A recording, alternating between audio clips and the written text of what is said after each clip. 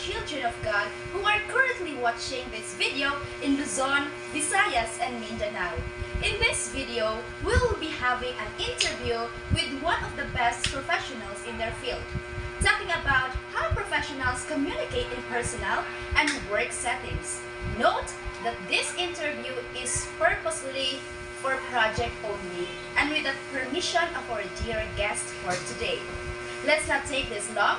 I am Giselle Purov Velasco, a student from BSED Mathematics 101.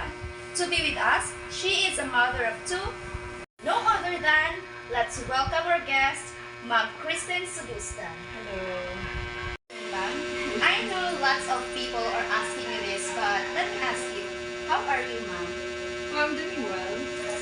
Thank you, ma'am. To start this formal interview, in your own words, ma'am, what is communication, ma'am? Communication is being able to express your opinion, express your thoughts to others, and in the same way that you're being understood by the other you're communicating. And what are your ways in interacting and approaching your family or friends, ma'am? That's very broad because it depends on the person's personality. It has to it depends on how deep you know the person, if it's family or friend, and it's going to be different. Say for example, if a person is an introvert, so it's going to be a different approach versus when the person is an extrovert. And how do you interact with your colleagues or something higher ups with you in your work, ma'am? I'm very lucky to be working with people in the Western world. So it's very lax, very chill. I mean, we don't call them ma'am, sir. So we just call them with their first name. We're very open. How we communicate with them is very direct. In the same way, that's how I communicate with my colleagues as well. Especially in your line of work, ma'am, is there a chance to reinvent that you adapt your speech at work and use it with your family or friends? Yeah, I guess so. Let me set an example. Like how I communicate with my workmate.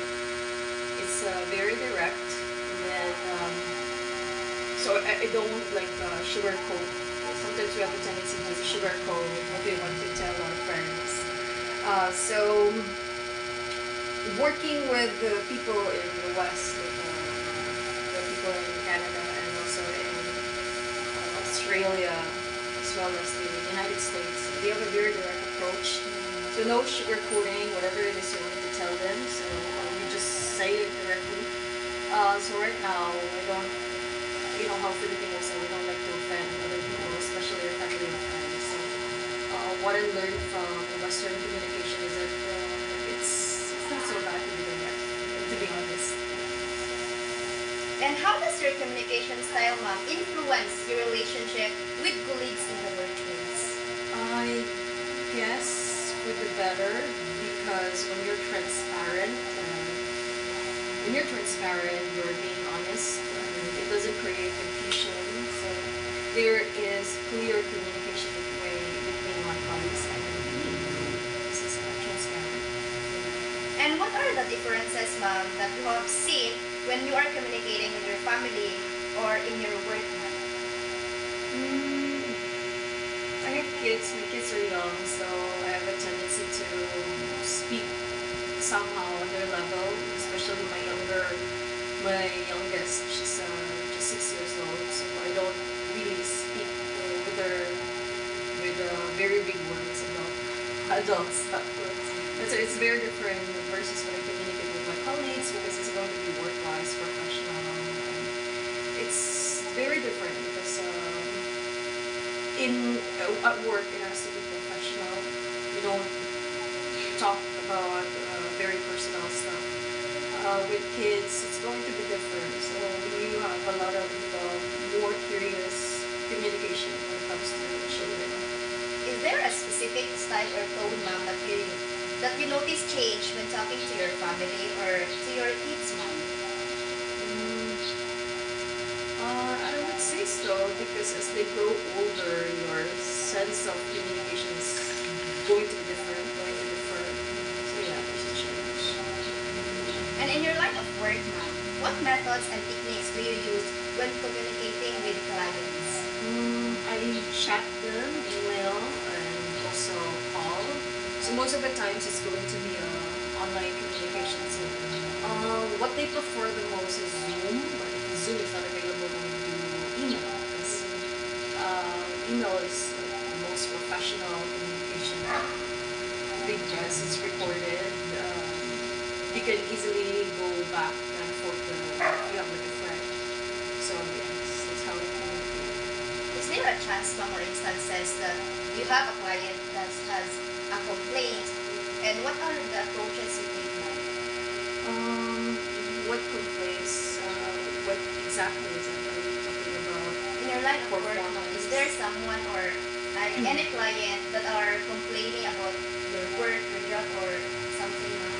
Oh yeah, definitely. Especially when I was starting. So,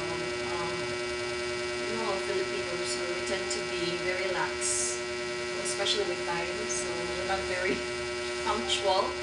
So that has been one of the issues when I started working online. So, maybe time management. That's I received a feedback from my client regarding time management. It's different. Filipinos have different sense of time, so it's different when you're dealing with other online clients. So it was very direct. So it wasn't like they made me nervous. It was actually like more of a feedback, like direct. So after I committed it, like, they chatted me right away. So it's not a scary approach. They're not very scary. So they make you feel comfortable. They make you feel like it's at the end of the road, and it's something that you can still work on and you can still improve on, which is good. For your experiences, ma'am, is there an event or situations in which you need to change your communication style in like a specific event, ma'am? I had this colleague. We were very close. We were friends. So she has a tendency not to be very serious with work. She tends to overlap. She called that overstep boundaries because we're friends, and so she was thinking that since we're friends, then I'm not able to fire her or to give her, like, she's not able to. There are no consequences for our last two friends. Before we were just so chill with how we communicate. It's not really very serious. So I gave her a lot of chances. A lot of covered for her like so many times. And then I just realized that your work and your personal relationship is going to be different. So you have to put a boundary there. So now I told her we might not be friends at work. We don't have to be friends at work. But after that, we're still friends. You get that? Like it's different. Work is work. There's a boundary. Right. Outside is work. Like you adjust yourself in different situations, maybe in your house, in your home, yes, in your work, in your line of work, you adjust yourself. Then what are the impacts of changing your communications tactics with different people and its outcome? Because communication is not a one size fits all.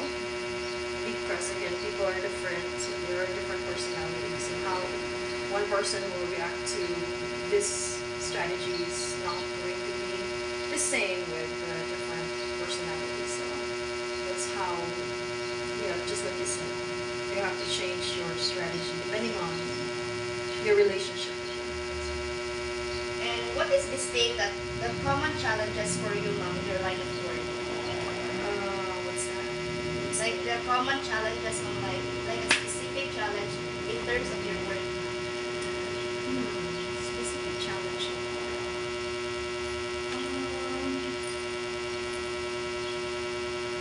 Like probably or most likely is going to be time management. I would say for me, time management, especially that I have kids. Also, there are things, personal things that I also want to pursue. So it's time management. And what do you think is the most important factor in building a strong connections with others, ma'am? I I would say honesty. You have to be true to yourself. I mean, if you pretend, you might forget. You might forget how, what you wanted others to perceive you as. Because if you're not honest, it's going to be hard to. Actually, lying is more hard. I mean, lying is harder than being honest. So, yeah, that for me is the most effective way to build connection with others. And before we end this interview, ma'am, do you have something to say to our audience, to our future professionals, on how they can improve their personal communication skills to enhance relationships, ma'am? That's a great question. For young professionals, I would say that when you're dealing with your clients or when you're dealing with relationships, there are going to be a lot of relationships you will encounter in your life, especially fresh out of school. Sometimes you will be confused, sometimes you will be it would be so easy to be gullible, it would be easy to believe a lot of different things. So for me, communication, I think we have to go back to being honest with yourself, and you have to be true to your values and your core beliefs. That's how you should anchor yourself. That's your root. That's how your root is going to be, and how you build connection with others. Like, how do I say it? If there are things that you don't feel comfortable with, like, how do you call it? Like gut or your instinct. You feel that it's not right. It's not good for you. It's not in line with your core, your values. Then that's your sign. That's your sign. If you're going to be able to connect with the person properly, if you're going to be, if you'd like to be, how do you say it? If you'd like to be attached to that person, I guess, I don't know if I'm making sense. When you're looking for a job in the future, whatever you do, you have to base it on your core values and your beliefs. There are going to be a lot of jobs that can offer you big money, but is your conscience going to be clear? Are you going to be happy with it? You just have to stay true to yourself. That's it. I don't know if that makes sense, but yeah, that's my advice for young adults. Thank you so much, ma'am, for giving us your permission to have an interview with you, ma'am. And that was a blast and an important discussion to be with you, our dear audience. And thank you, ma'am, for giving us your time, your cooperation, ma'am, and pure honesty with your answers. And to our dear audience, to our future professionals out there, always remember that according to Peter Drucker, the most important thing in communication is hearing what isn't said. Thank you and see you again. Thank you. Communication is the imparting or exchanging of information, the means of sending or receiving information that involves a sender who is initiating communication and encodes, meaning transfers thoughts into a message that is sent to the receiver or the person who is meant to receive the communication, who must then decode, meaning interpret the message. Different approaches are being used, the style, strategies, and even the tone. Make it for professionals or not, still, we have our own unique communication style. Each individual has their own way of expressing their ways, and I can prove that by witnessing it by myself through interviewing professionals. I got the chance to interview Ma'am Christine Salusta, a mother of 2 children and the head of a company in Western and now working in a home-based through online. Even before I start interviewing Ma'am Christine, I can really feel her endearing, elegant presence. The way she warmly welcomed me into her home was comfortable. While interviewing her, I learned a lot. All of her responses were direct and to the point, and it fed my questions and curiosity.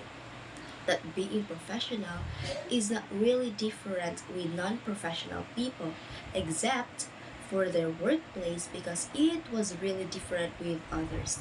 Their communication styles were on point and very straightforward, so no mistakes are necessary in their field. Her strategies in interacting with her families, friends, and colleagues at work are so systematic that she sets priorities and boundaries between them. And as you said, we need to set boundaries in different aspects of our lives. Make it with family, friends, and colleagues at work. We must set boundaries to not cause a conflict. I admire her for thinking that way because in this generation, some people tend to assume and directly interrupt important events that they don't think about others. While we are having the interview, I get to know her tactics, styles, even her strategies for communicating with different audiences and events, especially when she said that being who you are is a crucial thing to always remind yourself because communication doesn't need pretentious people. She also highlighted that we need to always bring and remember our own core values, attitudes, and especially honesty. With this, we can set to ourselves that having communication is not a plate to bring on, but we need to act accordingly with the place we are in and who we are with. One thing that struck my mind is what she said that we need to have honesty within ourselves. Wherever we are in and whoever we are with, we need to stay true because it matters the most. Because according to her, lying is harder than being honest. She also emphasizes the challenges of time management because of a different time frame in foreign countries. This is one of her common challenges with her clients because Filipinos have different time frames. That is why we all need to adapt time management, especially in the workplace. And it was a helpful thought for me because we really need it. Before we ended our interview, she gave her advice that has meaning not just for me, but for all of us. She said that we need to be honest with ourselves and true to our core values. That if we have this instinct or gut, if you think it's right, then go for it. Just don't forget the core that we are following. Her words are so powerful that they bring impact into my mindset and even shed light on my communication skills. It gave me the confidence to be more mature in life because we are talking about real life situations and it matters for our future. Bring the desire to improve my skills and capabilities in communication, especially when we are interacting with different individuals. I know that with all of her words in the interview, it will be engraved in our minds and in our hearts. Bringing this forth to our journey and maintaining a proper communication skill. Be reminded, according to Peter Drucker, the most important thing in communication is hearing what is not said. I hope that we learned something in our interview with Ma'am Christine Salusta. God bless us all and have a prosperous life ahead. Thank you and see you again.